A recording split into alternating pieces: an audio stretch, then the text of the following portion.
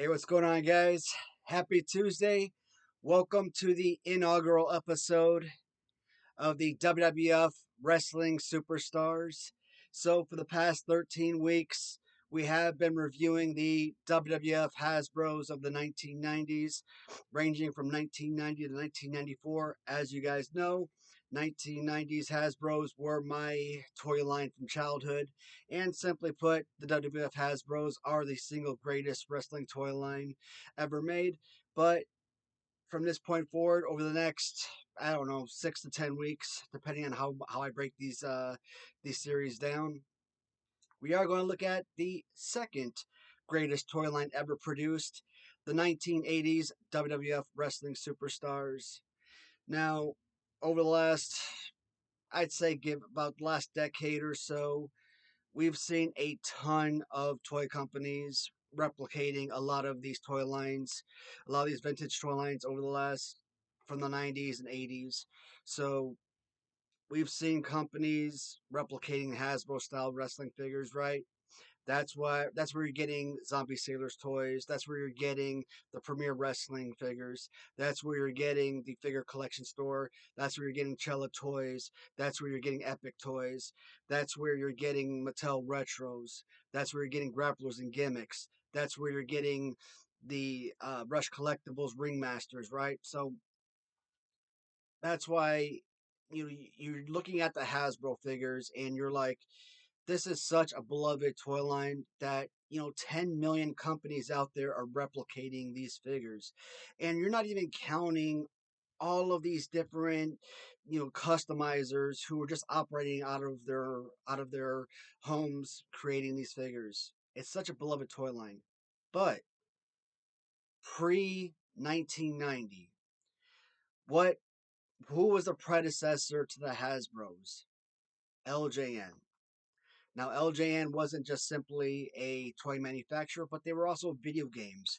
And a lot of your vintage wrestling video games were manufactured by LJN. LJN also manufactured a ton of other popular movie brands. Like, I don't know, what's a really bad video game? Back to the Future. I've seen, I never actually had Back to the Future, but I've seen actual like YouTube videos of gameplay of Back to the Future, and it looks horrendous. But they also made like horror iconic games like Friday the 13th and Nightmare on Elm Street. For the life of me, even as an adult, I cannot figure those games out to save my life. But as a horror fan, I definitely want those for the collection, right? But in 1984, a couple of companies, namely Remco and LJN, were trying to get to the market of who could produce the first wrestling action figures in North America. Yes, Japan was producing their own style of wrestling figures, but it looks like Remco with the AWA figures were the first to market. But in 1984, WWF, one of the largest markets of wrestling, was finally able to get their first action figures released. And the special thing about LJN, whereas a lot of figures that you see over the last 40 years, 40 plus years, 45 plus years, you're looking at normally around 4 to 7 inch scale figures most of the time. With LJN, you're looking at 8 inch figures. In rubber form, you weren't holding your breath when these figures hit the floor. They were made to be abused, and that was so spectacular. But as rubber figures, yeah, you could bend them a little bit, but they they couldn't do this, which I loved about the Hasbro's. I love the fact that the arms could be moved up and down. And to me, that's really all you need. You don't need all of this with the hands and the elbows and shoulders and all that. 27 points of articulation. No. Hasbro's up and down with the arms, that's really all you ever needed. But the Eljans, they were absolute artistry. Today, we are going to look at the initial 1984 release of Series 1, consisting of 9 figures. Now, the first figure we are going to look at is, of course, an absolute legend, which is Andre the Giant. Now, when you look at the back of the card, this is what a lot of people classify as a five back because it is obviously the first five figures released. Some people might kind of break it down into, 5A, 5B because later on, late 1984, maybe even early 1985, LJN did release an additional four characters to complete Series 1. Now, I simply break it down into one single series. I mean, I'm not going to do the whole 1A, 1B. That's too much. One one series, nine figures. Got it. But this right here, this is such an awesome and iconic look. You actually see this look in the early or in the 1984 magazines, which is spectacular, or 1985 magazines as well. Beautiful. Love this iconic look. Of course, Andre the Giant. Nobody really likes this particular figure because of the head, but we're gonna look at the individual figure and kind of talk about him as well. Also, I want to bring up an additional figure as a reference point. Where is he at? He's right here. So here's another Andre, right? And this one is an eight back. And I kind of showed this one because a lot of these figures they were reproduced, right? So when you look at this, it kind of gives you all of, well, not all of them. It is obviously missing one character. So who's missing on the back of here? Nikolai Volkoff isn't showing on the back of this card, but it does basically give you the additional release characters. So maybe this was a late 84, early 95 release, re release on a new card back. So, so copyright 1985.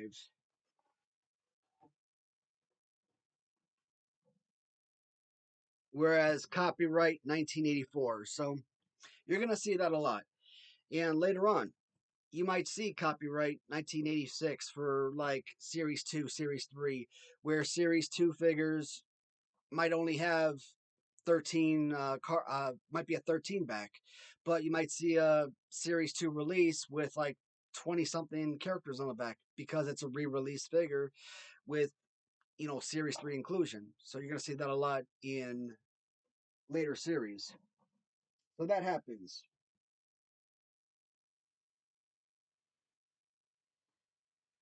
Andre the Giant, to me, it doesn't matter if you're looking at a Series 1 Andre, Series 2, or Series 6. Generally, when I talk about Andre the Giant, I always say Andre the Giant to me is the number three greatest LJN figure ever made. Now, yes, from childhood, Blackstrap Andre is the only Andre the Giant that I ever grew up watching. The only Andre that I ever knew about. I never knew about a blue Andre. I never knew about a yellow Andre or a red Andre or a maroon purple Andre or anything like that, right? So Blackstrap Andre, that's the only Andre I ever knew from childhood. Black singlet. But when I think about the Andre the Giant, when I talk about my third favorite action figure, my third favorite LJN, I basically talk about a Series 1. I don't mind this figure at all. And when I kind of compare this one to the Series 2, Series 6, 2 and 6 are basically the exact same figure. The only difference, one has teeth, the other one doesn't. Whereas, Series 6 is obviously has the black paint. But also, when you compare the two figures, the 2 and 6 are more like this, where I like that the fact that the Series 1, the arms are just stretched out just a pinch more than the 2 and 6 figure. So when I talk about my third favorite figure, I generally gravitate towards the Series 1 figure. And I'm going to mention this a lot when I'm talking about my favorite action figures. The bended knee. The leg separation with the bended knee. Why? Action figures. Body slam poses. For a child, to me, clothesline, the punches and the body slam. To me, that's got to be a no brainer. The ability to have that perfect body slam pose, right? But it's not only about the ability to body slam the figure, but the ability to be body slammed. And when you look at these figures, right, they got that in spade. So when I look at a Kamala or a Stud or a Hogan or an Andre, that's why I gravitate towards these figures with the leg separation like so, with the bended knee, perfect. When I look at like big rubber guys, I look at their Andre the Giant. Love the figure. I love the fact that it emulates the Series One Hasbro, especially kind of like the Sasquatch type hands out and everything. Looks spectacular, but it's got that the straight leg. It makes the figure stand up a whole lot taller. Awesome, looks great. But where is that separation? Where is that body slam pose that I covet? This to me is a perfect playable figure. Andre the Giant Series One, perfection.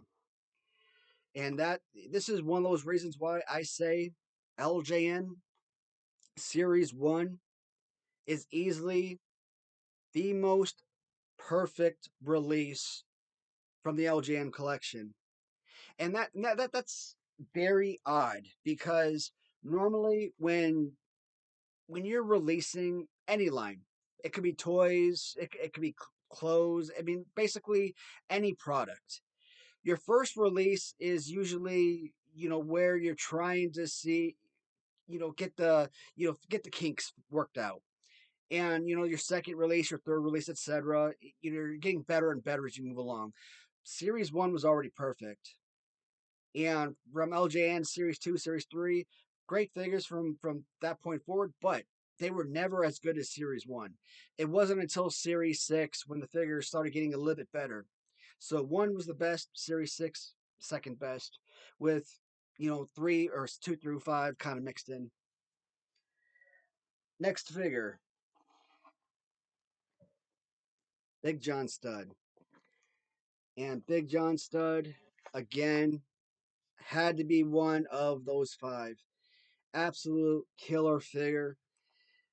Now, Big John Stud is, again, not really a guy that I grew up watching, but I always knew about Big John Stud from childhood. And I don't know if it was like flashbacks or maybe there was some kind of reviews. Maybe I saw him on video. I kind of remember Big John Stud in like a lot of battle royals, maybe winning battle royals or something.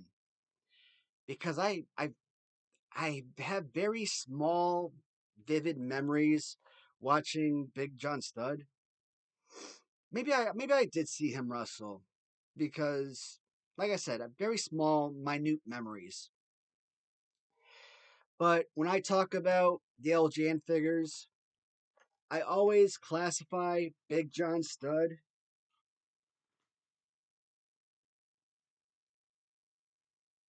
as being my favorite LJN figure.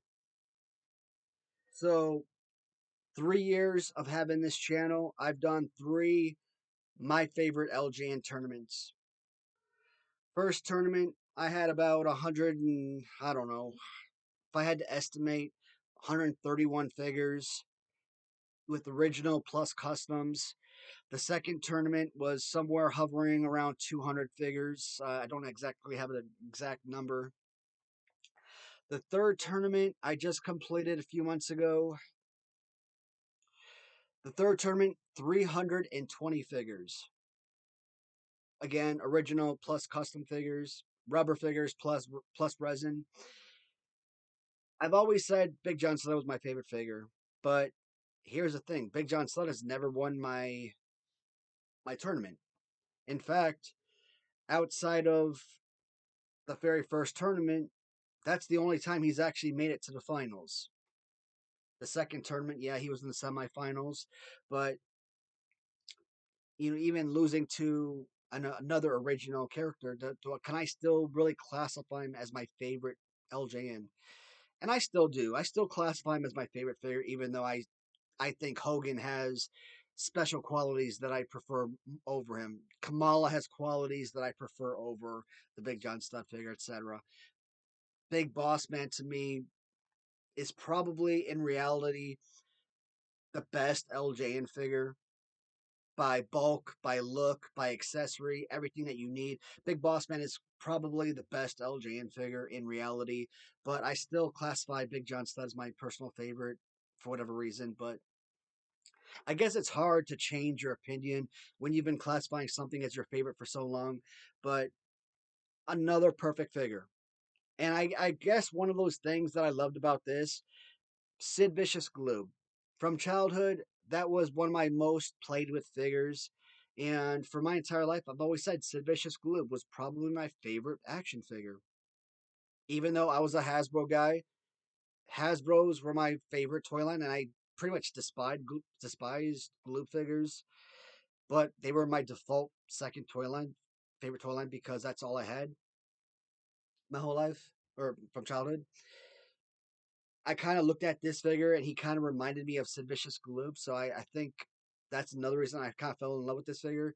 And it's got that heaviness to the figure. You know, one of the heaviest figures from the LJN. Great look, great bulk, name recognition. Another absolute perfect figure. And a 1989 Royal Rumble champion. So I was actually able to buy the 1989 VHS Royal Rumble tape, I don't know, several months ago, and to be able to watch that Royal Rumble was fantastic. I was actually able to see the '88 Rumble finally, but I don't own. No, I don't think I own the '88 Royal Rumble on VHS, but I still need that one. So if anybody knows anybody that's actually selling the '88 Royal Rumble on VHS, actually I don't think that exists.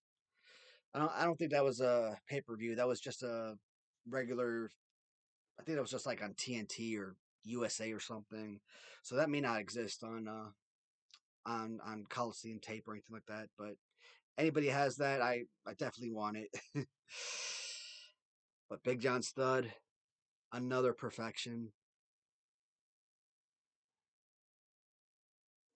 Oh, so one of the things I was doing in my first video or my first show with the Hasbros was talking about value of the action figures.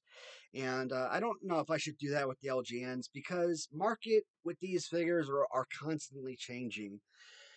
Uh, let's do value.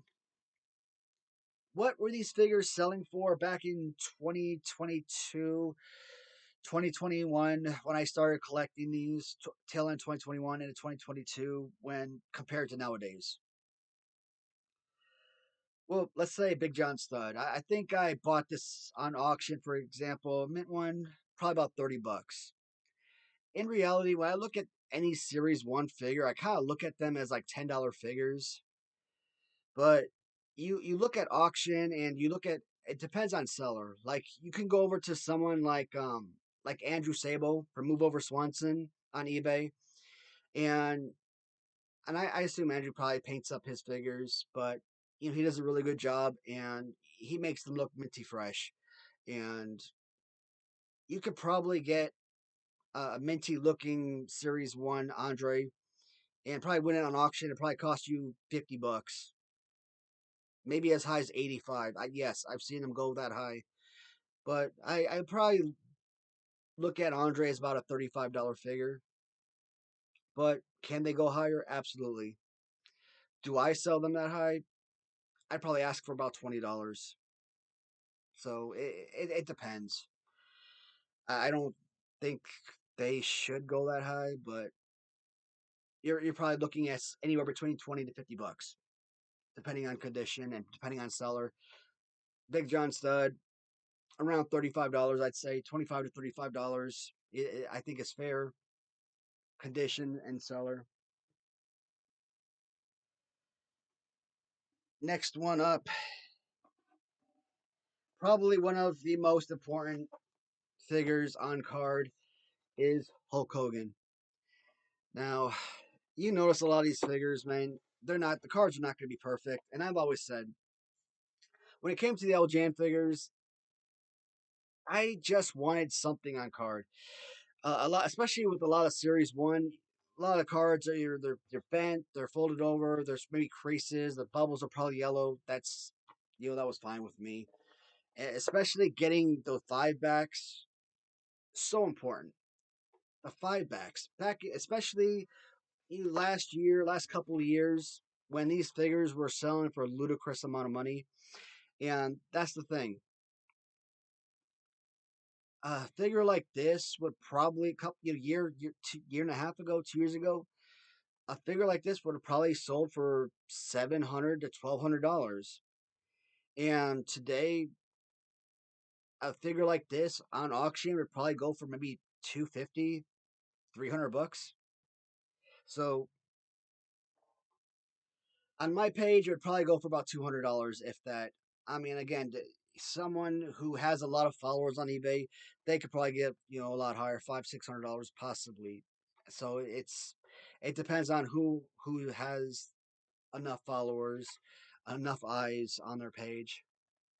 But if you are a collector and you want, or if you have a specific idea of, hey, I want this many LJN mint on card figures.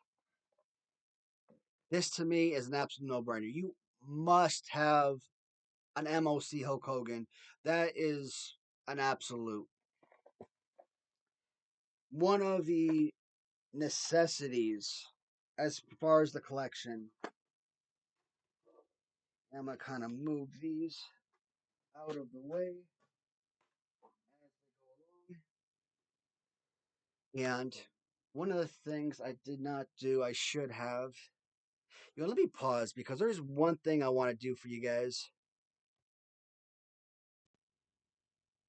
All right, so we are recording again. All right, so this is obviously a 3D print, but on these original Series 1 figures,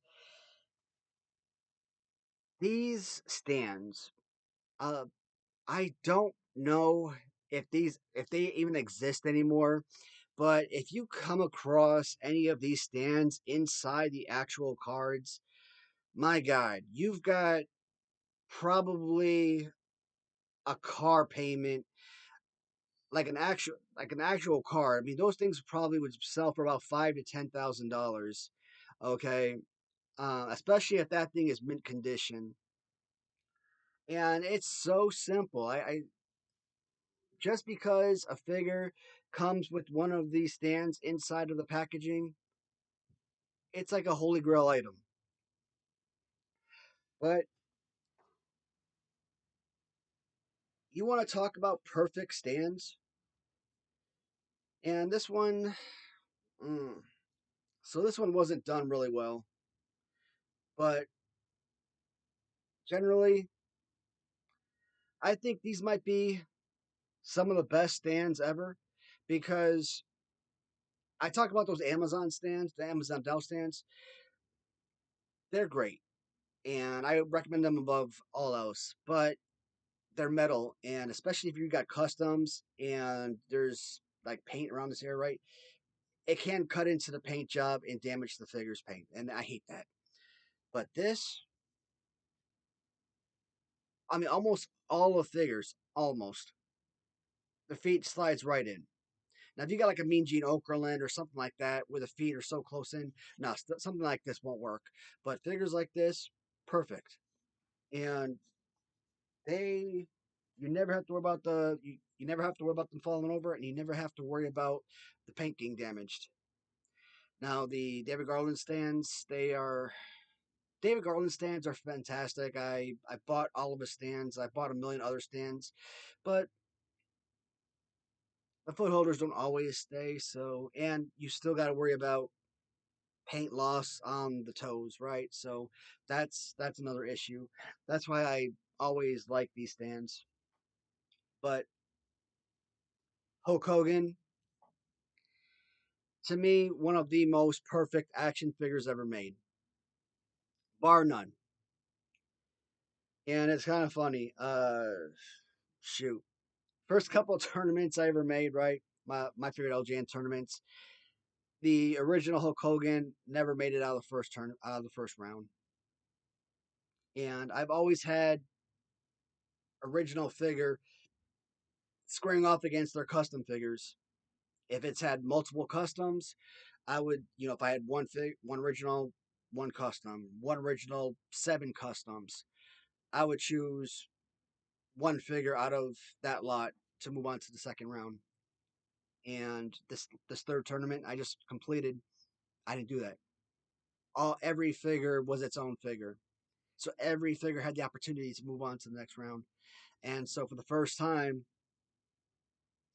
original Hulk Hogan had the opportunity to face whichever competition, and he almost made it all the way to the finals. I think he made it to rounds. It was actually 8 rounds this time, not 7. So he actually made it to, I think, round 6, and I think he was like one last. What was it, 8 figures or something? So, and there was a period where I actually said that this was going to win. There was a lot of videos I was making. I was talking about this figure. I'm like, there was just no chance. There was just no possibility where I saw where this series one Hogan was not going to win. I just didn't see it happening. If you guys did not see that tournament, at the very least, I would say at least watch the last 5 videos, last 10 videos, something like that. And if you didn't see who won that tournament, it was an absolute shocker. So, but someone that's never been out of my first round, the first couple tournaments, and then you look at like someone like Big John Studd, uh, well, then you look at like Kamala, who's like semi-finalist first tournament, finalist second tournament. I put him at like number 4, and I put Hogan at like number 2. So it's kind of funny the way I kind of break it down as my favorite figures, but a perfect figure. Here's another figure that I talk about where because Hulk Hogan is such a plain figure, it's such a common figure, $10 figure in my opinion, but realistically, would I sell Hulk Hogan for $10? Probably not, especially based on if it's really good condition, good color and everything. You're looking at about $30-$35, for your average seller. Comes with the original championship belts and everything. You could run that up to about 50-60 bucks. Belt really means a whole lot.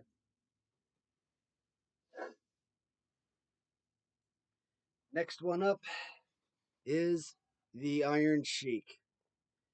Now, when you actually look at the original design of the Iron Sheik, look at his pants, that would have been absolutely insane to get that design of the Iron Sheik.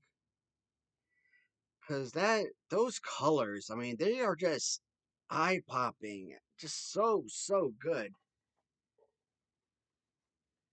Yeah, but this card is so beautiful and pristine almost, but the bubble just kind of ruins this figure. But Iron Sheik on card, another beauty.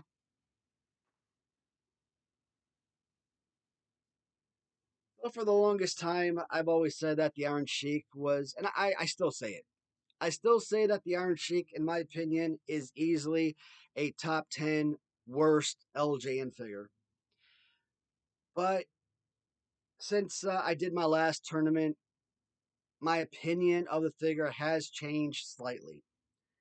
Though I still agree with my past assessment, I still say that Iron Sheik is a top 10 worst figure.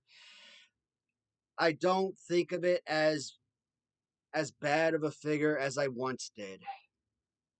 I kind of look at it, I'm like, maybe it is a little bit more of a playable figure than I once thought of it. But again, there are so many spectacular LJN figures. It's kind of like Hasbro, right? Hasbro is so loaded with so many incredible pieces where you could take a figure like I don't know what's a really awesome piece. I'm thinking, what did I put up there? Series 2 Jim Duggan. I love the Series 2 Jim Duggan, but I said Series 2 Jim Duggan is a perfect go-to playable figure. Great play pose, great grip, just everything that you want in an action figure. That Series 2 Jim Duggan has it all. But color, design, it's just not there. And it's based on that. It's compared to all the other Hasbro's. Yeah, Series 2 Jim Duggan is probably a top 5 worst Hasbro ever made. But the Series 9 Jim Duggan, which is basically the exact same figure, but has all of this extra color that's added to it, is a top 10 best Hasbro, basically. Or if not in the top 10, top 11, top 12, top 15, somewhere, right? So I still don't think, I don't think it's as bad of a figure that I once thought of it as being, but it's still not a good figure. Like if I was a kid, if I was born, let's say 5 years earlier, let's say I was born 1980 and I grew up and I had LJN figures as a kid. Would I had and I had this Iron Sheik to play with. I've already said I had Ron Simmons glue to play with, and I had to make use out of that, right? He was a wrestling figure. I needed wrestling figures to play with, especially when I was doing my Royal Rumbles. I made use out of it. It was a horrible figure. It was god awful. I despised it. I was miserable playing with that darn thing, but I made use out of it. Yes, I would have used the heck out of this. I would have been miserable. I would have despised it. He would have never in a million years been a tag team champion or anything like that, right? Because champions, I think about figures that I enjoy playing with, that I want to keep the belts on, that I want to be able to use on a consistent basis. This would have been like a jobber figure, someone that you kind of wrestle for like 2 minutes and that's it. You kind of bat around for a few minutes because it's just not an enjoyable piece. His teammate Nikolai Volkoff, if I tagged them up, I would have used him like crazy. Maybe tagged him in for a few minutes, in like a 20-minute match. But Nikolai Volkov would have been like the one that would have been in that match for like 90 to 95% of the time. But Nikolai Volkov or Iron Sheik, he's basically a elbow drop only. Aesthetically, it's still a good looking figure. I love the design of the pants. So from the waist down, it is a solid, awesome looking piece. And I really enjoy the elf shoes and whatnot. And when I talk about the David Garland stands, this is what I'm kind of talking about, right? These stands are kind of like destroying the toes and whatnot. It's kind of like shaving down the boots and stuff. So some stands work pretty good, but a majority of the stands they don't work. And I buy a lot from him, and he does a lot of good stuff for me. So I will never knock anything he does, but not everything is. I would have preferred to. I should have kept the regular dowel stands and kind of save my money on all that stuff. Sorry, Dave, but I'm looking at this and my fingers are being destroyed on those. Mm. Next up, I regret this purchase so bad. Oh my god, I regret this. Jimmy freaking Snuka. Mm. I don't even think I was even a fan of Jimmy Snuka as a kid. I mean, maybe I was. I mean, I watched Jimmy Snuka in the 90s, man.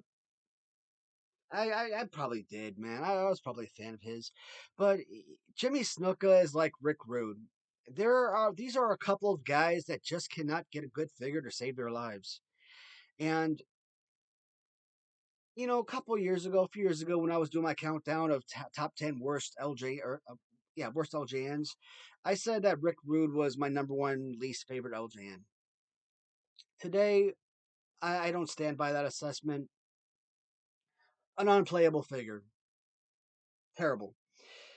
I don't know because of the pants. I like that figure a lot. So I don't say number one anymore. To me, today I classify Jimmy Snuka as being the number one worst LJN ever made. Terrible. I despise this figure. It's horrific. A couple years ago, when I bought this figure, year and a half ago, whenever I bought this figure, I needed it because it was part of Series One. And I think it was like this was like the last one I needed to complete Series One, and I paid an absolute fortune for it. And to think that not too long after, I bought another one, and I probably paid like half what I paid on this.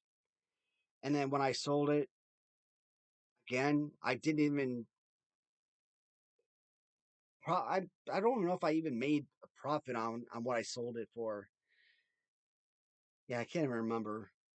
But I'm thinking about like what I paid on this card, and I'm thinking about what I paid on that card, and I think of what I sold it for, and I'm thinking, okay, maybe if I sell it, maybe I can sell it for what I paid on this card and kind of make up for this payment. So let's say I paid 700 on this and I paid 400 on that. If I sell that for 700, then I can make up for this and basically say that I paid 400 on this. That was like my thinking, but no, that didn't even come close to what happened. And I think I only got like 290 or something like that for that. So it nowhere even close. So when I talk about like, what the market is constantly changing. Jimmy Snuka. When I hear that Jimmy Snuka in like the 80s, man, what was the story with Jimmy Snuka? Like, was he married or had a girlfriend or something? I mean, I don't know the whole story. Well, like he was brought in for questioning for a murder or attempted murder or something. I mean, was that the story I heard? Yeah, even this Jimmy Snook. I mean, this one is. You would think that part of my original collection, I would have a better Jimmy Snuka figure, but even this one is kind of beat up. Doesn't even have the best paint or anything. I just don't care about this figure. It's like if you want to get on eBay and try to get like a mint condition Jimmy Snook, I mean, how much are you gonna pay for one? $20, 25, 30? I mean, I have Jimmy Snukas. Like I have Jimmy Snukas up for auction. Like, why would I pay that money though? Like it's insane. I mean, to me, Jimmy Snuka, this is like a $3 to $5 figure, and I think at $5, I'm being overly generous. This could be mint condition. You could take it right out of that package, $5. Jimmy Snuka is not a valuable figure. And it's funny when you look at people's eBay and you see people selling Jimmy Snuka for freaking $50. And I don't care. Like I said, you can take it right out of the package. You charge someone $20, $30, $50, $100 for a freaking Jimmy Snuka. I'm like, I don't even want to look at your page and see what you have available. At that point, you could have the greatest prices or have the best items available, and we could do some major business together. But I see prices like that. I'm like, backspace. I'm looking at something else. Horrible, horrible, horrible figure. And in Series One, you're gonna see this a lot. A lot of the time, these figures, they're relatively the same figure, right? So a lot of Series One figures are relatively same pieces. That's fine overall, but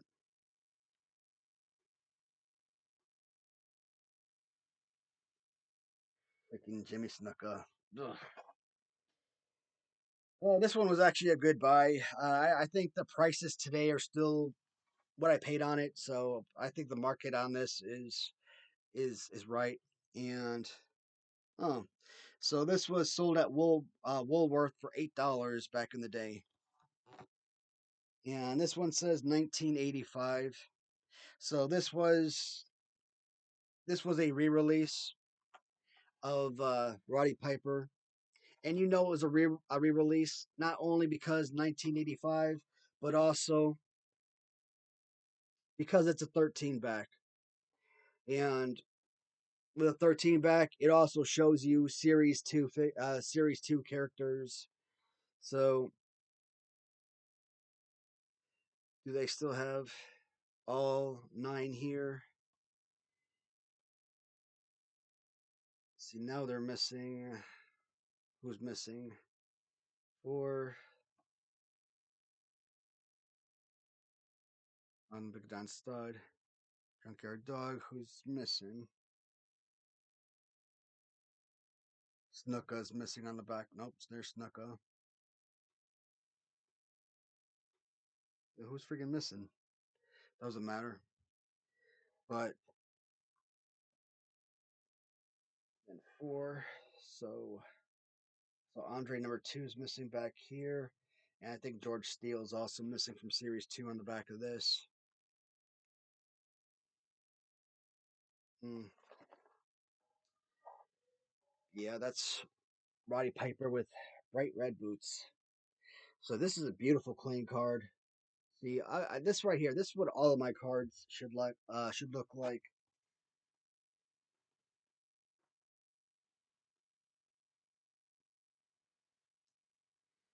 But Roddy Piper with the bright red boots and red trunks. And this is the well, I kind of say that this is the first figure with accessory, but if you count if you count Hulk Hogan with his championship belt, I mean technically that was the first accessory. But the kilt, I mean, it's got a nice, cloth feel to it. So the kilt wrapper on the backside. But Hot Rod Roddy Piper. Again, Roddy Piper to me, again, this is another top 10 worst LJN figure. And that's the thing about Series 1. They've got five of the best. They got 5 of the top 10 best LJNs with Andre, Stud, Hogan. Um, Cancel it. They got 3. So Hogan, Stud, and Andre. They got 3 of the top 10 best LJNs in Series 1. But with Sheik, Snuka, and Piper, they've also got 3 of the top 10 worst LJNs in Series 1. So you give a little, you take a little. But when you look at this figure, you also kind of compare it to, let's say, I'm looking at the shelf over there, Jim Duggan. Jim Duggan has right arm up with the left arm out. Jim Duggan is what? Top 15, top 18, 17, something like that. Jim Duggan is in the top 20 greatest LJN figures ever made. How is Jim Duggan, which is basically the same figure, one of the greatest LJNs ever made, where Piper's one of the worst figures ever made? Well, simply put, Jim Duggan has his arms out, at least stretch out a little bit further. He's a bigger, bulkier figure, and is just a very fun figure. This, his arm is just, way in there, too tight, right? And his arm as it's stretched out, it's way in there a lot. It's in there a lot further, so it's in a lot closer. That and he's an extra thin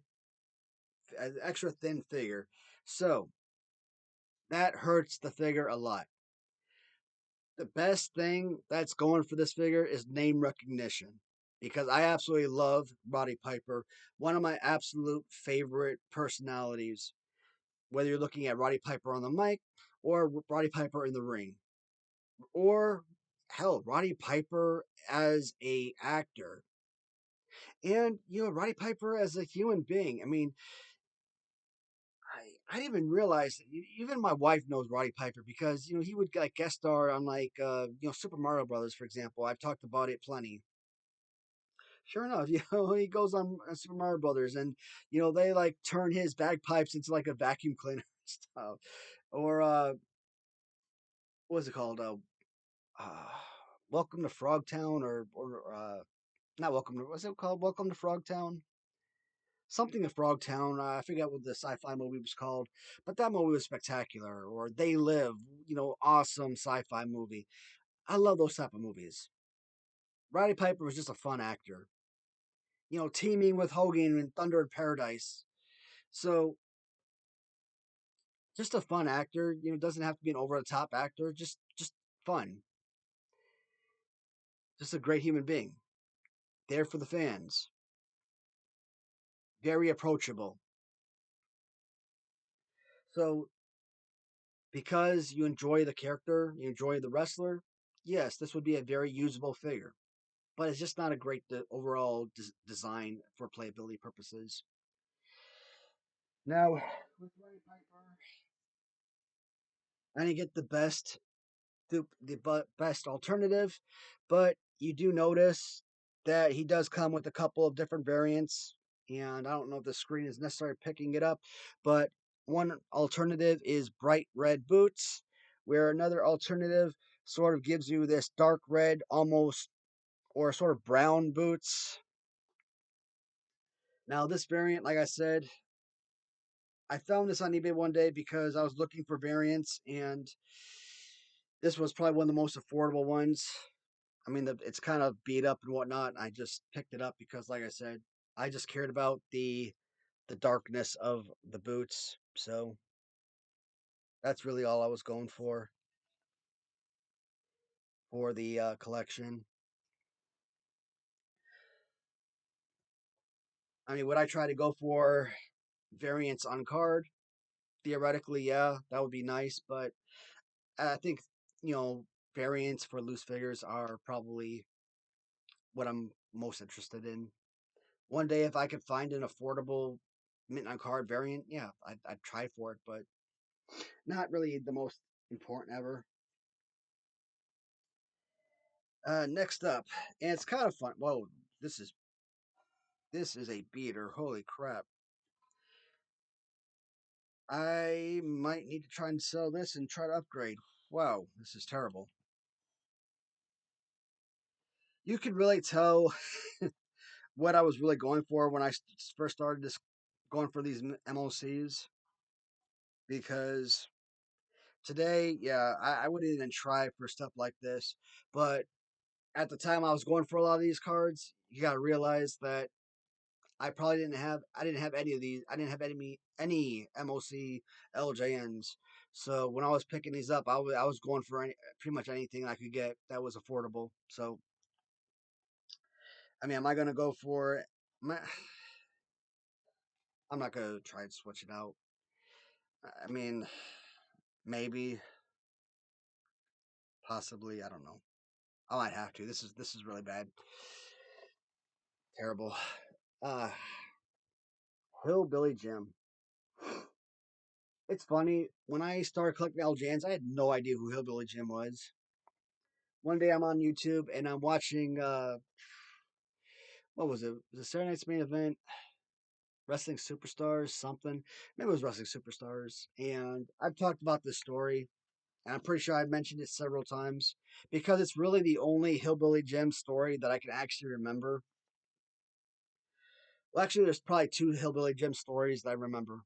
So, story number one is a sort of handicap type match where it's Hillbilly Jim and a couple of little people, and he's squaring off against King Kong Bundy and a couple of little people. And the only reason I kind of remember that match is because there's a point in the match where King Kong Bundy kind of drops an elbow on one of the little people, and he goes to crush the guy again, and the little people kind of go and they pull the other guy out of the way. So like his own King Kong Bundy's own teammates pull him out of the way. Pull the opposition out of the way. Like, dude, you're like 450 pounds and you're about to kill this guy. And it's funny to see like Hillbilly Jim square off against King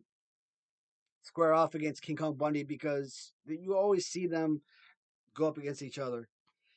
You see King Kong Bundy against Hillbilly Jim in their own squash match, and King Kong Bundy crushes him in the corner.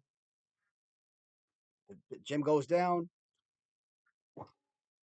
Bundy crushes him. Bam, pinned. Jim is down for the count. The other time, I was talking about the wrestling superstars where I think it was supposed to be Ultimate Warrior and Macho Man, and they were supposed to take on tag team champions Razor Ramon and Ric Flair. And Ultimate Warrior was out of the company, fired, left, whatever. And Macho Man was looking for a partner to take on the champions, tag team champions. And, he's on the screen and he's talking to Vince McMahon and Mr. Perfect and Bobby Heenan and Hillbilly Jim. And he's talking about finding the perfect partner. And obviously talking about Mr. Perfect because Mr. Perfect was obviously the manager of Ric Flair and he knew all about Ric Flair and, his tendencies and whatnot. And of course, Mr. Perfect was already one of the best wrestlers on the planet already. So why not have him be your partner and try to become tag team champions? I remember that scene. I remember watching that one morning, and so that scene, that refresher stood out to me. So I remembered Hillbilly Jim from that moment, from that particular scene. And it's weird because Hillbilly Jim, like for the longest time, I didn't even like this particular figure, but over the last year or so, I have really changed my tune on this figure. Like the first couple of tournaments that I made, Hillbilly Jim was always like a one and done figure.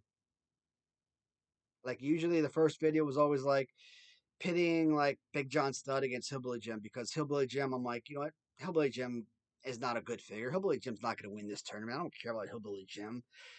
Hulk Hogan, let's say, goes up against Jimmy Snuka or something like that. Well, maybe not Hulk Hogan because he had customs, but let's say Andre going up against Jimmy Snuka or Nikolai Volkoff going against Roddy Piper. I mean, I don't know, something like that, right? The good figures go against the bad figures because you want the good figures to automatically push forward. I didn't want to have Andre going up against Big John Studd because the figures were basically squaring off against the figures as they sit on the shelf. Because that's stupid. Why would you want to eliminate your best figures right off the bat? No, you want your best figures to move forward throughout the tournament so that your best figures are actually progressing and your worst figures are done. But this last tournament, I actually got Hillbilly Jim and a number of his customs actually progressed pretty darn far into my tournament because Hillbilly Jim is actually a pretty spectacular figure. And I don't know why I did not give Hillbilly Jim, the sort of respect that he deserves. It's a nice, bulky figure, right? And I love the bulky figures. So why would I not appreciate this figure? He's got a freaking fantastic look, head sculpt that I really like. Coveralls, t-shirt, very plain, but good color though. Play pose, not super spectacular, but it's definitely playable. You got a good DDT, you got a good one arm toss over, clothesline, punching, whatnot. So it's a fun, playable figure. I would argue that if this is not a top 20, this is at the very least a top 30, top 35 best LJN figure among the 70 plus, almost 80 LJNs that have come out. So this is arguably one of the better LJN figures that have ever been made. And here is another figure that comes with a really solid accessory. Now, is this one that's gonna stay on there forever? Now, this one's actually nice and sticky, so I like this one. But generally, no. Generally, for most Hillbilly Jims, that is not gonna stay on. Normally, when you got this hat, it's it's gonna slip right off. So I got a good figure right here because, like I said, this sticks on nice and tight. That's freaking awesome. I love that.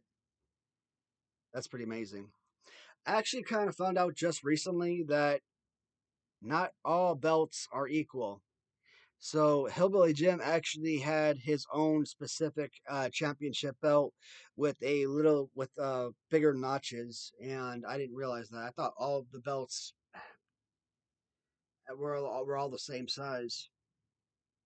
And this one does seem a little bit, a little bit tighter, but I mean, it fits nonetheless.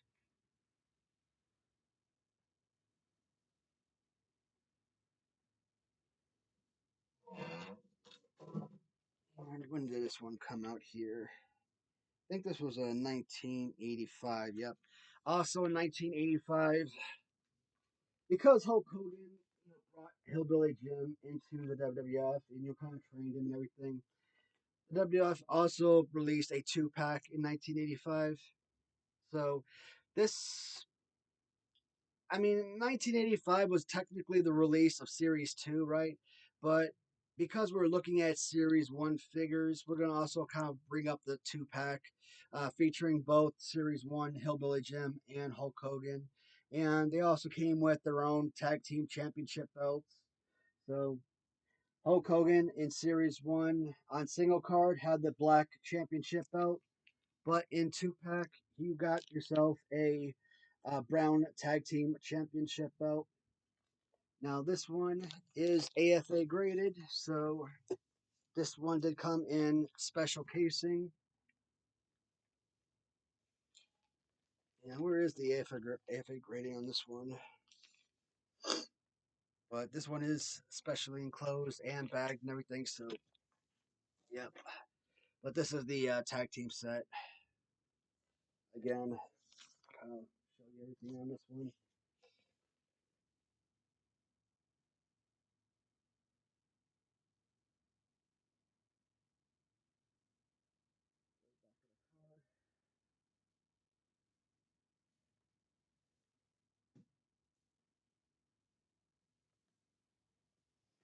All right.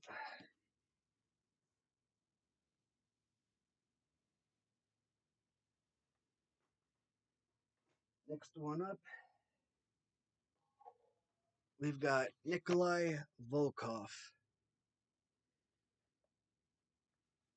Now, this one was released again in 1985, but this one was probably late 1985, and this was probably even planned.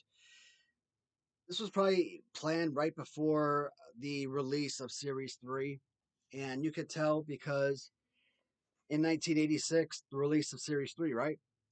And you could just see a ton of Series 3 characters on the bottom here. So you got all of Series 1. You even got the Series 2 Andre, Series 1, more Series 2, and then all of Series 3, more Series 3 down here. So absolute tonnage. You got like, what do you got? 2, 3, 4, 5, 6, 12, 18. So this was a 22 back right here.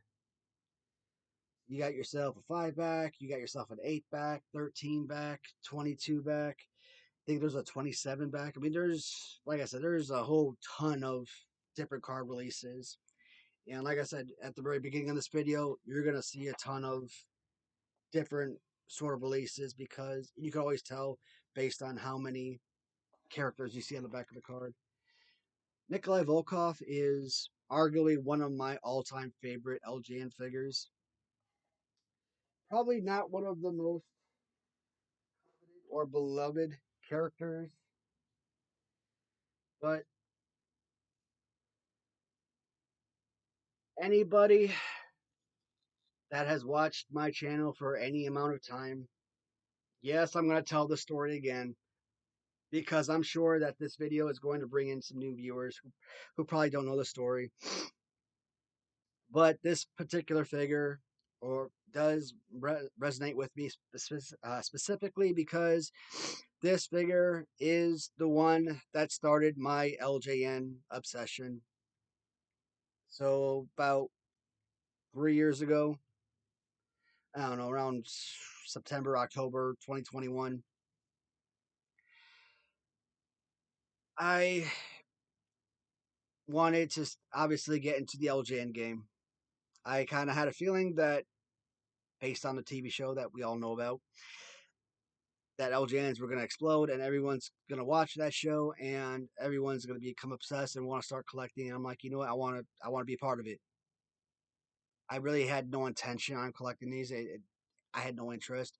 I didn't know anything about them. For me, really Hasbro was really the only thing at the time that I had any interest in collecting. Maybe I was going to pick up Galoob because I had a little bit of Galoob as a kid, and I felt like Galoob was a small, affordable line. Maybe that was something possibly. That was it.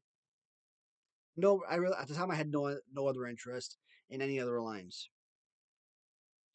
In 2021, this channel didn't exist, so LJN or any of these other collections were an afterthought. This was nothing. So I decided I was going to get one figure, kind of see what it was all about, kind of flip it, buy an affordable figure, and picked up a Nikolai Volkoff. Got the figure in the mail, received it, held it in my hand, looked him over. For my viewers who've watched my channel for a while, come on now, say it with me.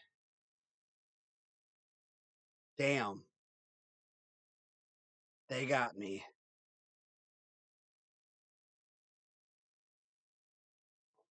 It was that simple. Freaking Nikolai Volkov. I mean, the size, the play pose, the look, the feel. I mean, the figure was absolute perfection. I'm like, dang, at that point, I was no longer just simply interested in, buying and selling. I was intrigued. I was interested in becoming a collector. So, Nikolai Volkov, the figure that got me into LJN and my love and obsession with this toy line. And heck, collecting all these figures, later on, obviously got my interest in wanting to do a My Favorite LJN tournament, which in turn created the Watty's channel, YouTube channel, right? And here we are, almost 3 years later. Yeah.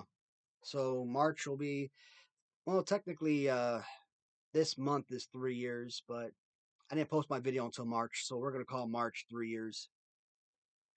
So 3 years later, and we're at north of 700 videos, and and I think it all had to do with this particular figure.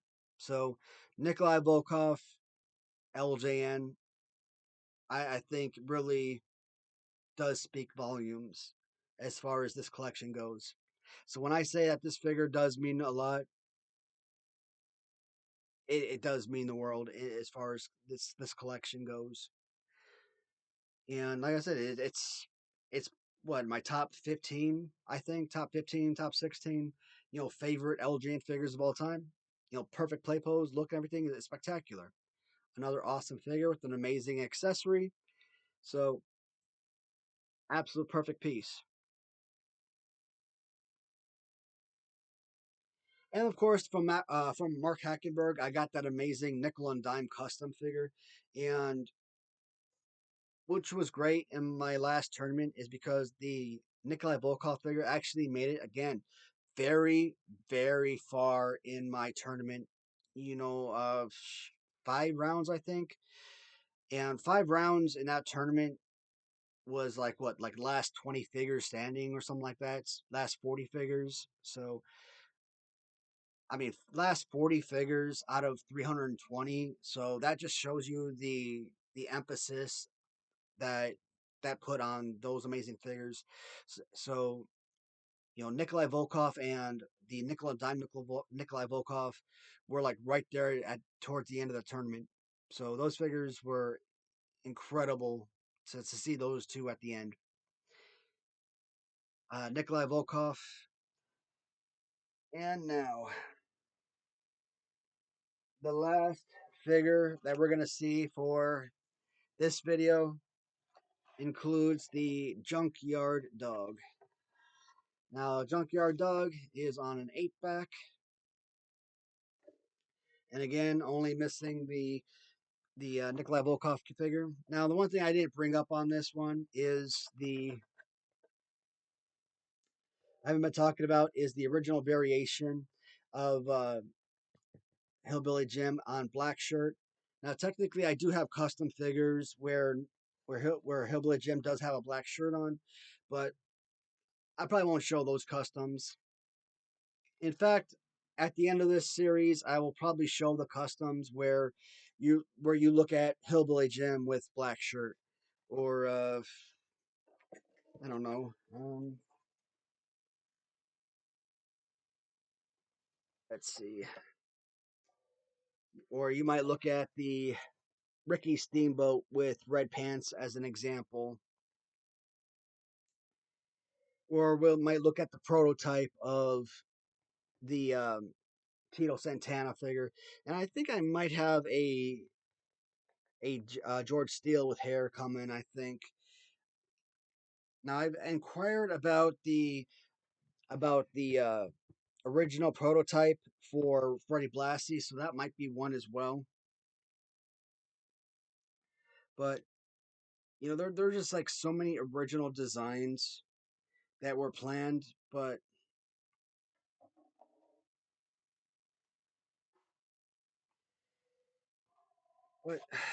but Junkyard Dog, this would be one of the last ones that we look at for today.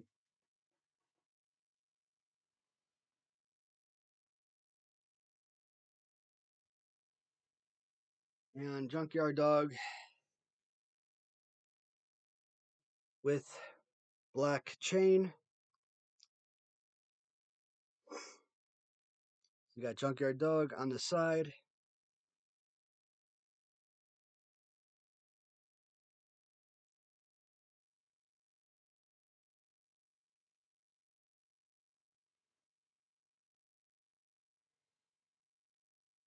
The most common look for Junkyard Dog is going to be the Junkyard Dog with silver or gray chain. Now, like I said, the collar with gray chain is probably most common. The black chain is probably the rarest variation of Junkyard Dog. Gray chain is most common.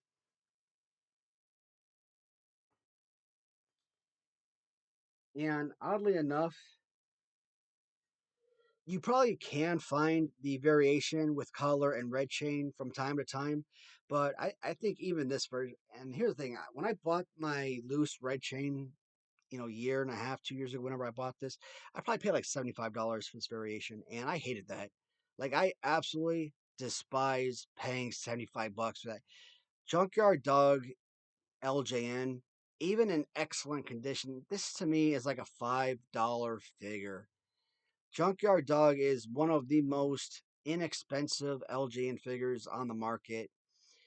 And, most people, again, their Junkyard Dog is like probably one of the most played with figures out there. So it's always beat up, always had a massive paint loss. And you can win a Junkyard Dog on auction for anywhere between like 99 cents to maybe a couple dollars. $2, maybe you win it for a few, $3, $4. So you can win it for a very inexpensive price. And send it to someone who could customize it, repaint it, get it looking brand spanking new. So it sucks when you buy a figure and you're basically paying all that money, and all you're looking for is this right here. That's it. You're basically paying $75 not for the figure, but you're paying $75 for the chain. And who knows if this chain is even original? I'm assuming it is. I mean, kind of looking at that card, everything tells me that it is. But with so many great customizers out there, who knows anymore? But again, I'm assuming that it's 100% original. So nothing told. To the best of my knowledge, I think during the listing it said it was 100% original. So uh, I'm basing off of that information that it was correct. So Junkyard Dog. Here, this is the thing about this figure that kind of frustrates me. based on look, design, play pose, right? Play pose is perfect, right? Play pose is perfect. The arm positioning is spectacular. Why is it that a figure that's quintessentially perfect? Why does it bother me so much? Like the grip. I talk about it all the time. The grip on this figure is terrible. So many figures, the grip is like so much fun to play with. And this, I don't know.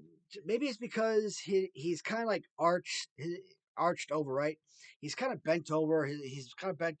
He's kind of like arched forward, and so when he's kind of his body is arched, and you kind of hold the figure, that the grip of it just feels weird. But in essence, when you look at this, you look at the arm separation, the play pose. It's essentially a perfect figure. Like if you can sit there and you throw your punches and you got a good body slam. I mean, the body slam's not perfect, right? Uh, even the leg separation, it's not spectacular, but you've got a good to be body slam pose that I talk about. So this is a really solid piece. At the very beginning of my collection, I kind of looked at Hogan, I looked at Stud, I looked at Andre. I'm like, okay, one, two, three. Where did they go? One, two, three. I don't know. I didn't know how to pin them one, two, three. I just knew they were my one, two, three figures. But I said, okay, Nikolai Volkoff at number 4, Junkyard Dog number 5, hands down, easy. Obviously, as the collection grew and more figures were acquired, yes, figures like Nikolai and Junkyard Dog completely fell. Not only fell further and further back, but they completely fell out of top 10. But I still keep Nikolai and Junkyard in the top 20 because even with the odd grip and everything that I don't really enjoy, it's still a playable figure. It's still a lot more fun than a lot of the other figures that you get from LJN. If you're gonna sit down and have a wrestling match, right? Are you gonna sit there and you're gonna wrestle with Ken Patera? Are you gonna wrestle with Bam Bam Bigelow or Ted Arcidi? Are you gonna wrestle with Bob with Bob Orton or Jake Roberts? Or are you gonna go with something like this? I mean, is something a like a Junkyard Dog? Is this a go-to playable figure? I mean, not really, but I mean, it's still a lot more fun than most. So yeah, I still say Junkyard Dog is a top 20 best LJN, no doubt. And guys, when I do these videos series by series, I am going to show all of the variants, or at least the variants that I own, to go with each of these figures. But I've decided that at the end of the 6 series, I'm also going to make a special one-off video. So at the end of series 6, I'm going to kind of go back and all of these figures that we're looking at that have variants, I'm going to show them off individually as well. So if you missed any of these videos, the Brian Blair with yellow trunk or plain yellow trunks, no stripes. The 3 different Corporal Kirchners, the 3 different Junkyard Dogs, the 3 different Jimmy Harts, the different boot variations of Roddy Piper, Jesse Ventura and all of his different paint schemes, Lou Albano and his different figures, SD Jones different figures, the smiling faces of Terry Funk, etc. So yes, I am going to show those variants during the actual series releases, but I am also going to show them again in its own special variant video as well. So in a nutshell, guys, that is Series 1 WWF LJN Wrestling Superstars. And nope, I lied. There is one thing I didn't show. I did give you guys the 2-pack for Hogan and Hillbilly Jim, but I did not give you the 2-pack for Sheik and Nikolai Volkoff. So among your Series 1 tag teams, this was the other Series 1 tag team. Sorry, I almost omitted this.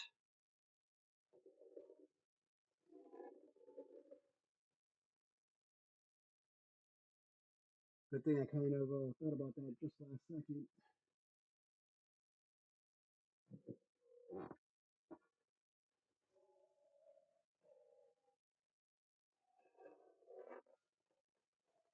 The only bad thing is one of the tag teams I have for the British Bulldogs. When I bought it, I was stupid and I wasn't paying attention. I didn't realize that the Bulldogs didn't have the white plastic insert, so they don't situate inside the insert like the other figures.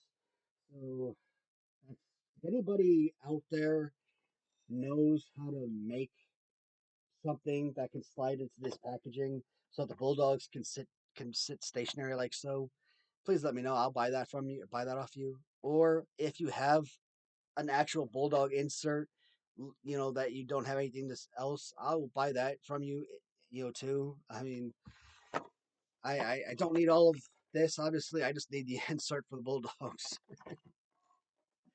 But that is now officially it for Series 1.